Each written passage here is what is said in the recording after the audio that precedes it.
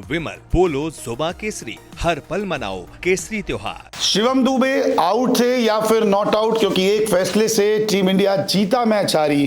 क्या कहता है आईसीसी का नियम?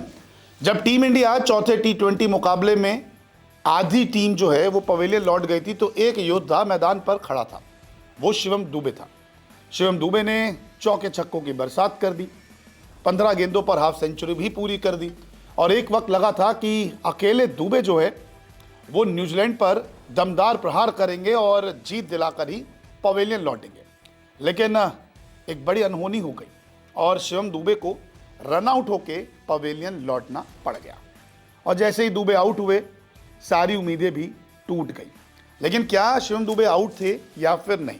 क्या है इस पूरे नियम की सच्चाई, वो मैं आपको समझाता हूं। दरअसल शिवम दुबे ने 15 गेंदों पर अर्धशतक तो लगा दिया था, साथ ही साथ 145 तक भी स्कोर पहुंचा दिया था।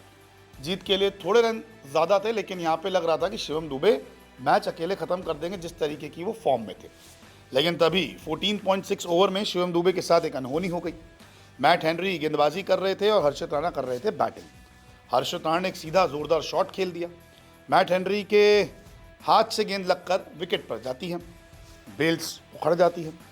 नॉन स्ट्राइकर एंड पर खड़े थे शिवम दुबे। शिवम दुबे अपनी क्रीज से बाहर थे। ऐसे में मैदानी अंपायर ने थर्ड अंपायर को रेफर कर दिया फैसला कि बताइए कि आउट है या नॉट आउट है, कि क्या उनके हाथ से बॉल लगी है नहीं लगी।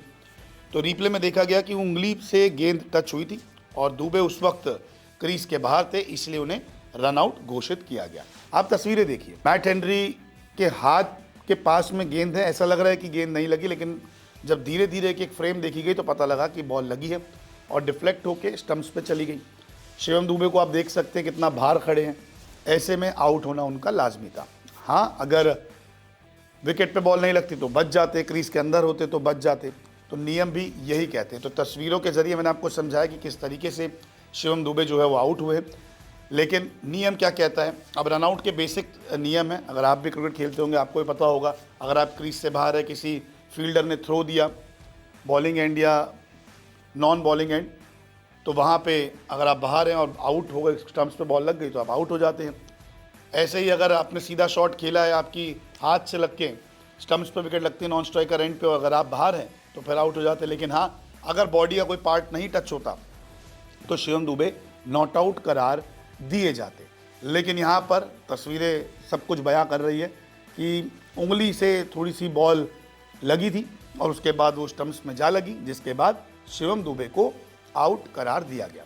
अगर शिवम दुबे वहाँ मौजूद होते तो हो सकता था कि एक बड़ा उलटफेर हो जाता और टीम इंडिया ये मुकाबला जीत लेती। भले ही 50 रन से हम हारे हैं, लेकिन शिवम दुबे ने एक शानदार प्रदर्शन करके दिखाया। जब अभिषेक शर्मा फ्लॉप, संजू सैमसन फ्लॉप, हार्दिक पांड्या नहीं चल पाए, सूर्य कुमार यादव का बल्ला नहीं चला, रिंकू सिंह फ्लॉप हो गए, तब एक अकेले शिवम दुबे ने रनों का अंबार लगा दिया। भले ही रिकॉर्ड्स बनाए लेकिन जीत नहीं दिला पाए, लेकिन उनकी पारी ने ये तो साबित कर दिया कि वर्ल्ड कप के लिए तैयारी टीम इंडिया के लिए बहुत शानदार है।